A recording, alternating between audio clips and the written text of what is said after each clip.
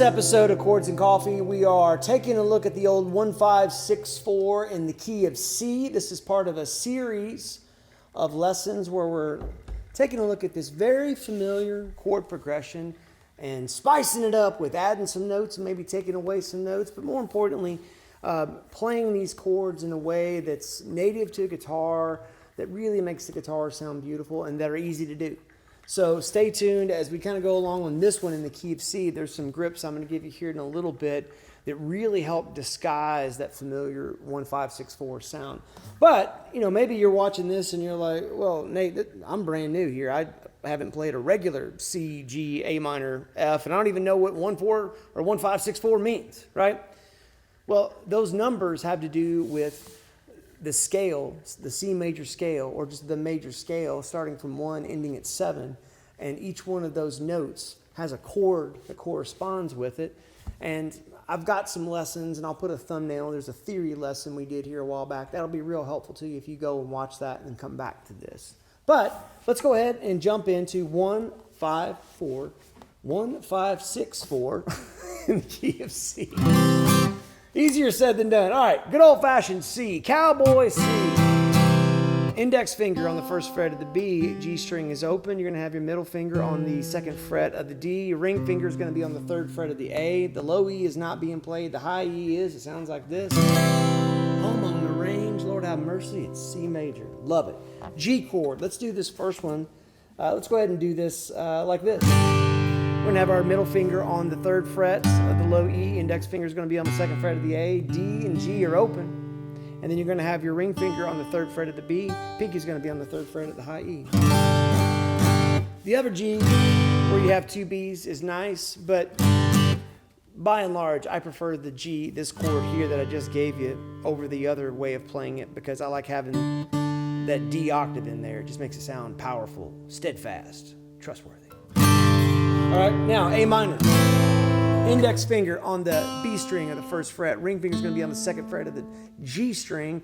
And then middle finger is going to be on the D string, second fret. You got the open A, not playing the low E. Everything else is strummed. And then finally F, typically the first bar chord.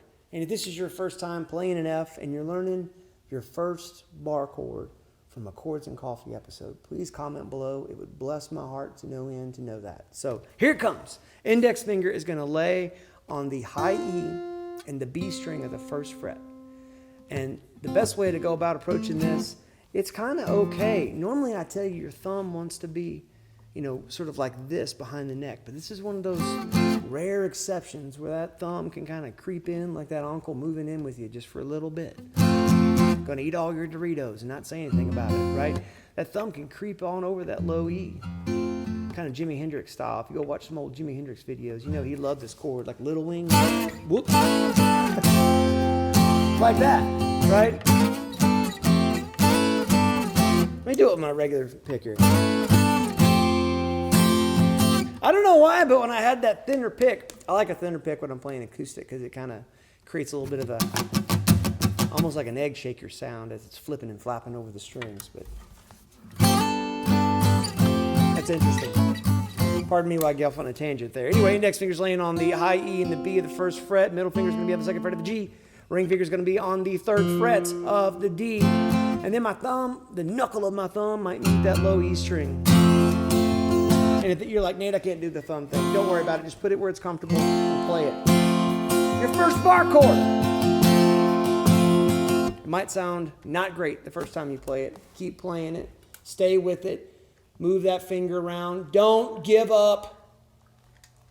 Joy comes in the morning. Here we go. All right, so now that we've got those, here's a variation on that, the first one. Remember that G we did just a second ago? We're going to do a similar thing, and you'll see why this is so nice and handy. We're going to have our middle finger on the third fret of the A. Index finger is going to be on the second fret of the D. We're going to have an open G string. Ring finger is going to be on the third fret of the B, making this a C add 9. Then we're going to have our pinky on the third fret of the high E, not going to play the low E string. A sparkly C chord. Then this, you leave your pinky and your ring finger right where they are and just pick up both of these guys, your index and your middle, and move them to index on the second fret of the A string, and then middle on the third fret of the low E. Now we'll do A minor 7. Why? Because I wanted that G to continue to ring through and sort of almost be like a pedal tone ringing through all these chords. And so this is going to be index finger on the B string of the first fret. We're going to have an open G string. We're going to have a middle finger on the second fret of the D. And then we're going to have our pinky on the third fret of the high E. And we're playing the low A string, not playing the low E. Now to this F add 9. Isn't that nice? Index finger is going to stay right where he's at there on the first fret of the B. Your middle finger is going to move over here to the second fret of the G string. And then your ring finger is going to be on the third fret of the D. Pinky's going to be on the third fret of the high E. And that's an F add 9. The add 9 comes from we're still playing the major third, but we're actually adding the second an octave above. And when a second is an octave above, it is now a ninth and not a second because we've gone past 8. 8 is the octave. And now we're keeping the notes going. If that don't make a lick of sense to you, watch that music theory video I told you about. Listen to that.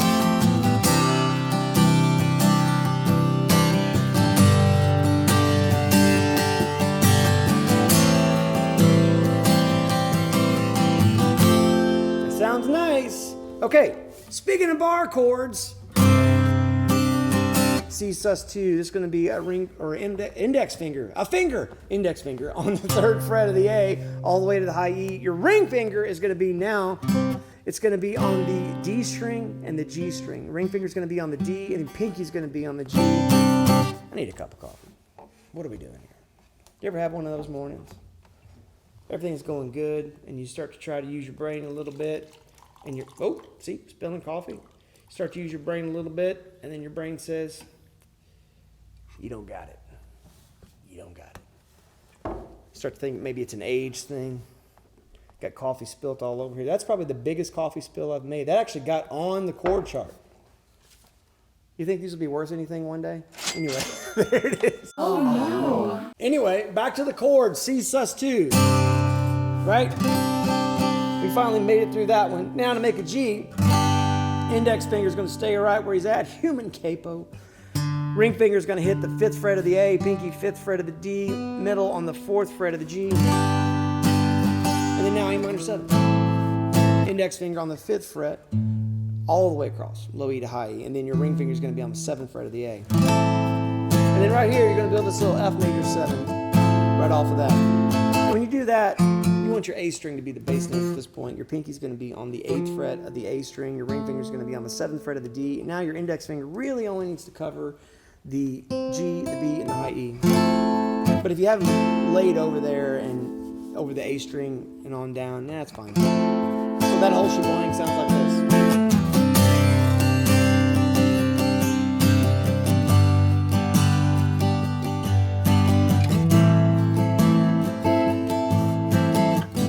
What's great about these chords is that they're movable. You can move them around and do it in any key, and that's super helpful. But you might be saying, Nate, I didn't come here for bar chords. I came here for fancy chords that I can only use in the key of C that make the key of C sound fresh, exciting, glorious. I got you covered right here. This is a really cool thing I like to do a lot. And this would be a good spot for us to start moving some notes around and creating sort of like a counter melody that's buried into the rhythmic part of the song. So this is going to be index finger on the 3rd fret of the A, ring finger is going to be on the 5th fret of the D, open G, and then let's take our pinky and put the pinky on the 5th fret of the B, but then we're going to take that off and have our middle finger on the 3rd fret of the B string. So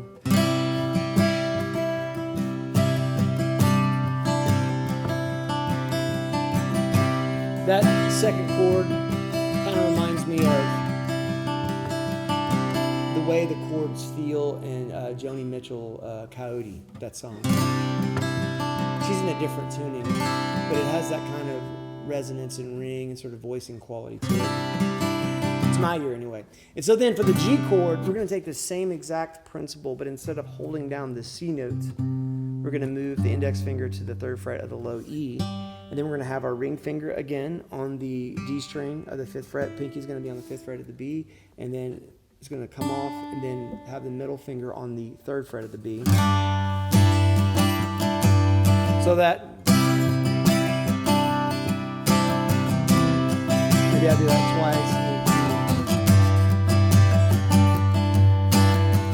now for the A minor, this is kind of cool. You can just have just that open A string ringing, and then have, again, your ring finger is going to be on the 5th fret of the D, pinky's going to be on the 5th fret of the B, open G.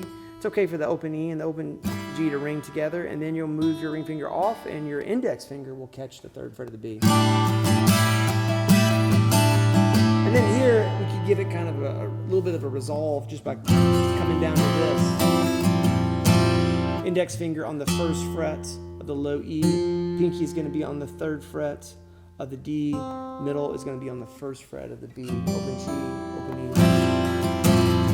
So that whole thing could be something like this.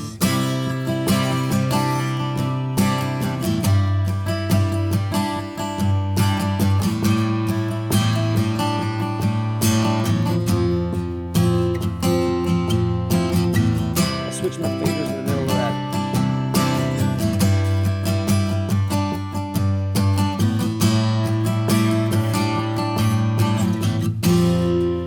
Right? Or if you wanted to make that melody just a little more interesting there on that F, you could go where we had like this. Let's see if I can do it without strumming. Probably not. Let's try it like this. So I'm gonna have my index finger on the 1st fret of the low E. I'm not gonna play the A string. I'm not gonna play the D, but I am gonna have my middle finger on the G string 2nd fret, and then I'm playing that high E, and I'm avoiding the B. If I happen to play it, makes that kind of Lydian chord where you got the sharp 11, which is the B, which could be cool in some cases. But here's how I would do that melody. I would do that first, so like this F major 7 idea to this F6 idea where I've got my ring finger on the 3rd fret of the D, pinky on the 3rd fret of the B, and then to that chord that we did originally, that F sus2, where I've got the open G. And I'm playing the 3rd fret of the D with my pinky, and then middle finger is going to be on the 1st fret of the D. Nate, that's kind of stretchy. It is. It is stretchy. It's a little awkward, but it sounds cool. It could sound like this.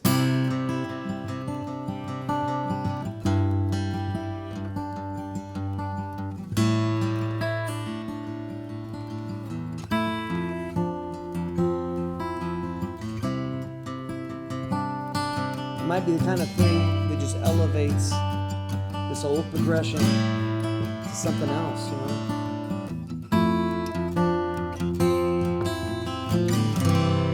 Right? So, with that same kind of thought, let's take something a little bit higher up the neck, really easy to play, and let's just have minimal amount of finger movement here. Let's do this. Let's do index finger on the 5th fret of the G, pinky is going to be on the 8th fret of the B, okay? And we're going to have an open E string in all this. And then we're going to take our ring finger and put the ring finger on the 8th fret of the low E. Now, because of how your ring finger's laying, if you mess around with this for a minute, you'll be able to strum this and only hit the strings you want to hit, because your ring finger can, with just a little bit of intentionality, kind of lightly dampen that A and barely let that D ring open. If you hit the D every now and then, not the end of the world, but... And also, you might get lucky and hit that harmonic that's right there. Comes screaming off this Taylor, doesn't it? Right? That's kind of interesting. And then, instead of doing a G, we're just going to do a C over B, which is kind of suggesting the movement of the G. And all I'm going to do is, my ring, everything stays where it's at, but my middle finger is going to come to the 7th fret of the low E. Right? And then I'm going to pull that off and have just an open A. And again, index is still on the 5th fret, not moving, of the G, and then pinky still on the 8th fret of the B. Whoops. There you go. And then the F, ring finger is going to be on the 8th fret of the A. This is one that I would probably almost prefer to almost finger pick this kind of thing.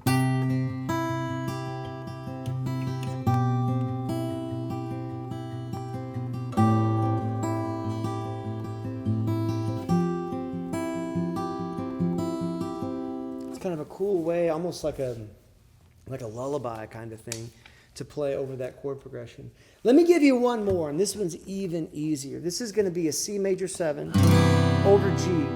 One of my favorite ways to play this chord. If you have a 12 string, oh, it's great. Or even if you're recording and you double track, this chord is just, it's a cloud. It literally is a cloud of velvety goodness. This is going to be ring finger on the 3rd fret of the low E, pinky on the 3rd fret of the A, middle finger on the 2nd fret of the D. Everything else is open. Now let's do G6. A little bit of tension there because we got that E on top and all those open strings. That's just going to be ring finger on the 3rd fret of the low E, and then middle finger on the 2nd fret of the A, and then A sus2. A lot of tension there, but it's kind of okay because we've already heard that E and that B open in the previous 2 chords. This is going to be middle finger on the 2nd fret of the D, ring finger on the 2nd fret of the G, open B, open E, open A, not playing the low E.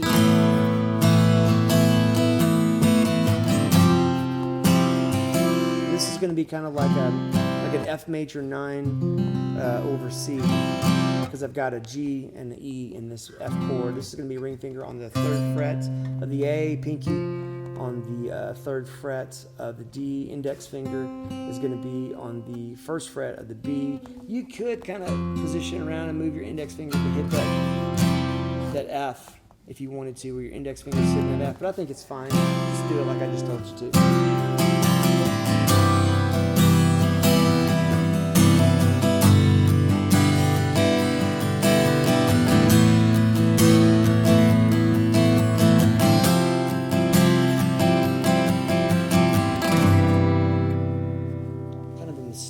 Way to hide that pretty common chord progression, 1, 5, 6, 4. Is this kind of thing helpful to you? Do you like this? Do you have questions? You might be saying, well, Nate, where am I going to use that chord progression? Everywhere. It's very common. You can find that out pretty quick when you start to learn, especially pop tunes or, praise and worship songs. Love to use some kind of variation on that theme. And also, I want to encourage you, use this with a capo. Like, put your capo on and slide these chords around. Or if you're, playing in the key of D, capo 2nd fret, and then play as though you're in C and use some of these chords. Watch what happens, especially when you're playing with another guitar player who's playing the standard chords, right? Playing together and living life the best we can with a guitar in our hand is what we do here every Saturday morning at 9 a.m. Central Time right here on YouTube. Thank you so much for watching. Thank you for hitting the subscribe button. Thank you for leaving a comment and participating in the live chat. Most of all, thank you for the privilege of your time. We'll see you next week for another Chords Coffee.